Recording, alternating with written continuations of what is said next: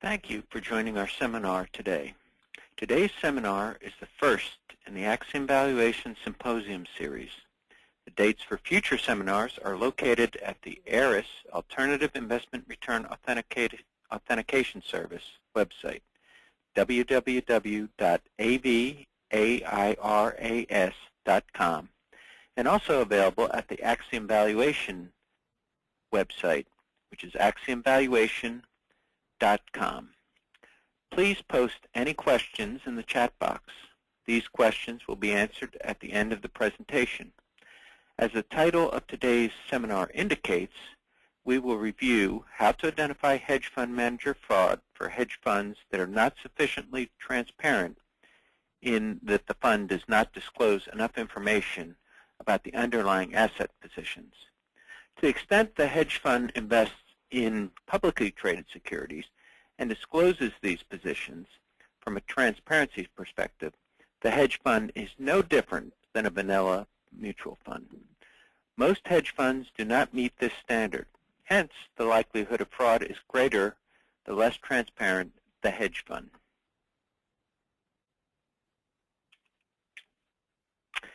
My name is Stan Feldman. I am Axiom Valuation's Chief Valuation Officer. Axiom is a global financial valuation firm that focuses on determining the fair value of illiquid financial securities. As part of our practice, we have developed a methodology that allows one to determine the fair value of investor interests in hedge funds. This methodology also allows one to discover whether a hedge fund manager is fraudulently reporting.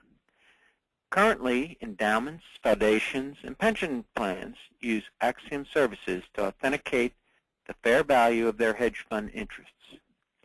This presentation will be available to all participants in today's seminar.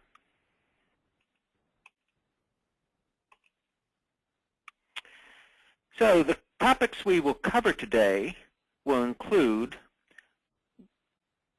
A, what is meant by fraudulent reporting? B, what investors mean when they say they want more transparency? C, there are degrees of transparency, hence we can think of transparency in terms of a transparency scale. D, we can score a hedge fund in terms of its transparency and create what we term a transparency due diligence scorecard. The scorecard relates transparency to whether returns reported by the hedge fund managers can be easily verified. E, what a hedge fund has, where a hedge fund has a low transparency score, we outline an approach to authenticating whether the returns reported by a hedge fund manager are in line with the manager's limited disclosure. To the extent there is non-alignment, this indicates the hedge fund manager is likely to be fraudulently reporting. F, using this approach, we discover that Madoff was fraudulently reporting as early as the early 1990s. And then finally, we will offer our final conclusions. Before we review how to detect fraud, let us first define its meaning. Ponzi schemes are the most extreme examples of fraud, a point we will address subsequently. However, there are degrees of fraud, all of which are critical to understanding the reasonable responsibility that investment committees play in its detection. Slide 6 shows a fraud scale which runs from fund managers not adhering to their investment process described by the fund manager in discussions with investors to falsifying financial statements, the Madoff case. In 2010, Axiom undertook a survey of institutional investors to identify and measure the processes used to verify the returns and NAVs that they are self-reported to them by the hedge fund managers. Three things stand out when we overlay these responses on the fraud scale. Number one, 50% of the respondents indicated that meetings with fund managers provide a level of comfort that managers are doing what they claim to be doing. Number two, most institutional investors view audited financial statements as evidence there is not fraudulent reporting. And number 3, most institutional investors do relatively little independent analysis to verify the oral and written communications they receive from their managers are indeed proper. Let us now contrast these results with 2 surveys, one by Deutsche Bank and the other by E&Y, which measure investor demand for increased transparency. The Deutsche Bank survey indicates that in 2008, transparency does not show up as an important factor in assessing a hedge fund manager, but in 2009, subsequent to Madoff, it was in the top 5. This is not surprising. The E&Y survey is more current than the Deutsche Bank survey, but it shows that investors require increased transparency. What is interesting here is that increased transparency does not appear to be associated with verification of returns and NAVs, but rather more information about portfolio characteristics in order to better understand the source of returns, rather than understand whether the self-reported returns are in fact real. So what can we conclude so far? Well, investors value increased transparency.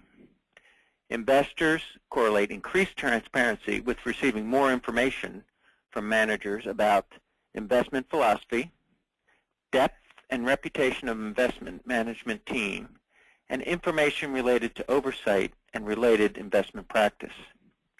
Given the opaqueness of hedge funds, investors do relatively little analysis to verify that self-reported returns and NAVs are not being fraudulently reported.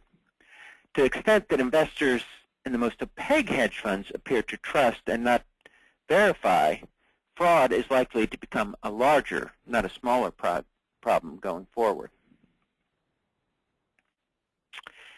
To put fraud detection in perspective, let us first compare 3 generic fund types in terms of degree of transparency. Slide 10 shows transparency characteristics on the left. The vanilla mutual fund is fully transparent, allowing investors to easily and cost-effectively verify NAVs and returns. By comparison, hedge funds are less transparent, and fund of funds are least transparent. As we will show in a moment, a fund manager does not have to disclose asset-level positions in order for investors to verify returns and NAVs, but only disclose portfolio-level characteristics. As it turns out, if a manager discloses NAVs and portfolio characteristics as of 2 points in time, one can test whether the portfolio manager disclosures are aligned.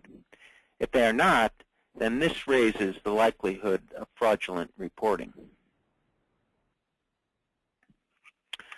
To start the fraud detection process, we first need to create what we term a return or transparency due diligence scorecard to derive a fund's transparency score.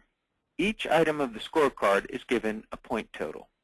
The points allocated to each item indicate its relative importance. The first item is allocated the most points, since this means that asset-level position values have been verified by an independent third party at the investor's audit date. Under this circumstance, it is highly likely that the fraud would not be detected. However, verifying asset-level positions by third parties, typically the hedge fund's audit firm, occurs less often than one might think, and in cases of funds, it generally does not happen. Moreover, where a fund and an investor's entity's audit date are different, as in the case of most endowments, asset position level detail is not available. Note that sampling, the second item that receives far less transparency points than item 1.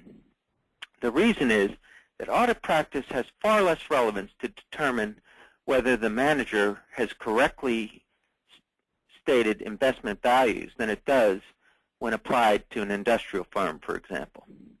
The reason is that knowing that at the evaluation date 30% of a cross-section of a portfolio trades at 3 times revenue does not mean the unsampled 70% does as well.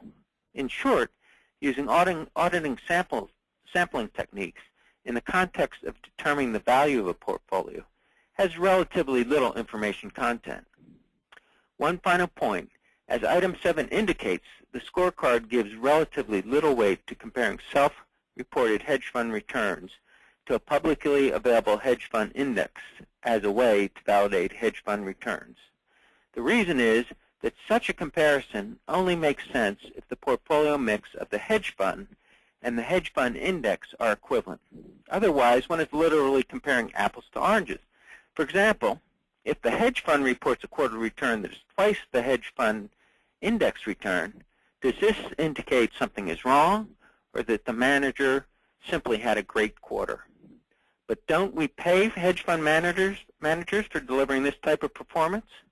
Comparing hedge fund returns to publicly available hedge fund indices tells us about relative performance, but it tells us nothing about whether the hedge fund manager is reporting properly unless the index in question has a portfolio structure that is equivalent to the hedge fund that it is compared to.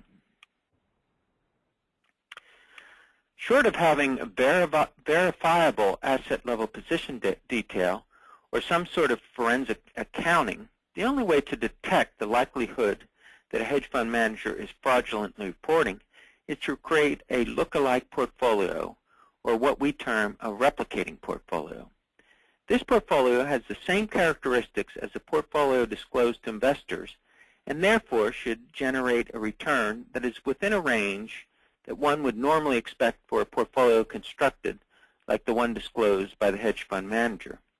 It follows then that if the portfolio characteristics disclosed by the managers are not found to be aligned with the hedge fund manager's self-reported returns, that we conclude there is a high likelihood that the hedge fund manager is fraudulently reporting. Slide 13 shows how one creates a replicating portfolio. Fortunately, there are detailed public indices that provide coverage across detailed industries, countries, and asset classes. Modern portfolio theory has demonstrated that two portfolios that have equivalent portfolio characteristics but not necessarily the same security holdings will generate equivalent returns. Leveraging this key result allows us to identify potential fraud. Slide 14 offers a simple example of how replication works. The left side of the slide shows the stovepipe characteristics reported by the manager. Note that the hedge fund manager does not indicate the percentage of energy industry located in the U.S. Proper replication requires that we know this, and in fact, it is based on populating the matrix on the right in such a way that it approximates the matrix the manager has created. Note that when the matrix on the right is rolled back up, it produces the stovepipes percentages reported by the manager. Therefore, we should expect the replicating portfolio to generate a return that is equivalent to the one reported by the manager. When this is not the case, there is a great likelihood that the hedge fund manager is fraudulently reporting. Slide 15 shows two portfolios that produce the same return, 2%. For this purpose, we create a portfolio mix index. The absolute values have no meaning, but the relative differences do. The greater the difference between the portfolio mix index values, the greater the difference between portfolios. Point C shows the return and mix reported by the hedge fund manager. Point B also generates a 2% return, but its portfolio mix is far different than the one disclosed by the hedge fund manager. Indeed, the mix disclosed by the manager did not generate a return anywhere near 2%. Appealing to optimization techniques, we created a replicating portfolio that generated a 2% return where the absolute differences in mix between the two portfolios were at a minimum. Put differently, the portfolio at point B is the closest we could come to the hedge fund manager's disclosed portfolio characteristics and the self-reported return. If the two portfolios are essentially the same, then the space between lines AB and AC would be very small. Indeed, if the area ABC was 10% of the total area, we would be 90% certain the two portfolios were equivalent. If the reverse was true, as in the case here, we would then be 90% certain that the two portfolios are not equivalent, and therefore there's a great likelihood the manager is fraudulently reporting. Let us now move to the Madoff case and show how replication would have identified the likelihood of Madoff fraud as far back as the early 1990s, about 8 years before it was actually discovered. Slide 17 shows the transparency scorecard for the Century Fund, a Madoff feeder fund. A score below 50 indicates low transparency, which is the case here, and is generally the case with fund-of-funds. Madoff's auditor was small and did not have anywhere near the imprimatur of a Big Four firm. The feeder fund typically, like Century, hired nationally known audit firms. Slide 18 shows the strategy employed by Madoff. It is a classic textbook hedging. Buy an asset, the S&P 100, sell out of the money calls, strike above index value, and buy out of the money puts, strike below the index value. Replication here is simple and straightforward. Slide 19 shows quarterly returns in excess of portfolio benchmark returns. The benchmark used is what we term the static replicating portfolio, which uses the weights reported by the hedge fund manager directly. The 3% SEC guideline would have concluded that the returns reported by the Madoff feeder fund are not outside the reasonable range. SEC's API system uses a 3% difference as a trigger to investigate whether a hedge fund is fraudulently reporting. While Madoff posted one quarter's return where the difference is greater than 3%, this would not be sufficient proof for the SEC to trigger an investigation, since in other quarters the returns were well within the SEC standard.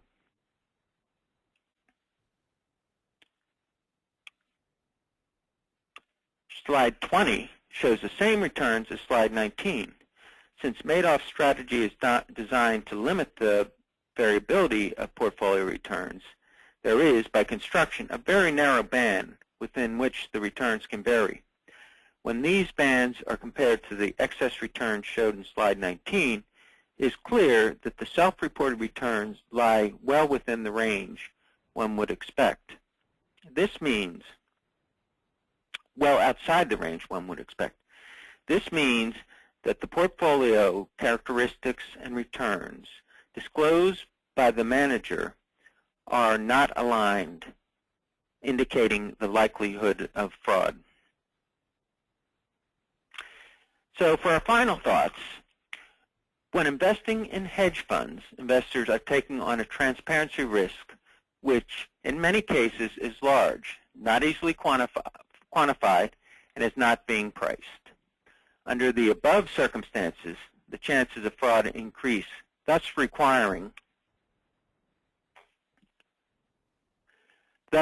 under the above circumstances, the chances of fraud increase, thus requiring investors to perform far greater quantitative due diligence.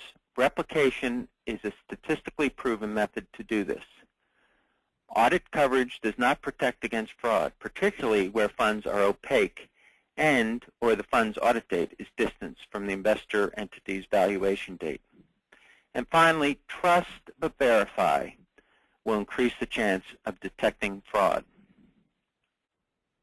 Now, we included this article from the Financial Times not to beat up on auditors, but the point here is that the Madoff feeder funds were in fact audited by 3 out of the 4 Big Four auditors, and were found to be fraudulently reporting. So you have to be careful. Even though an auditor is looking at a fund, you have to make sure that the returns are being accurately reported. We'd like to thank everyone for attending this webinar. And if you want copies of the webinar, they will be available on the ARIS website, avairas.com, and on the Axiom Valuation website, axiomvaluation.com. Thanks again, and have a good day.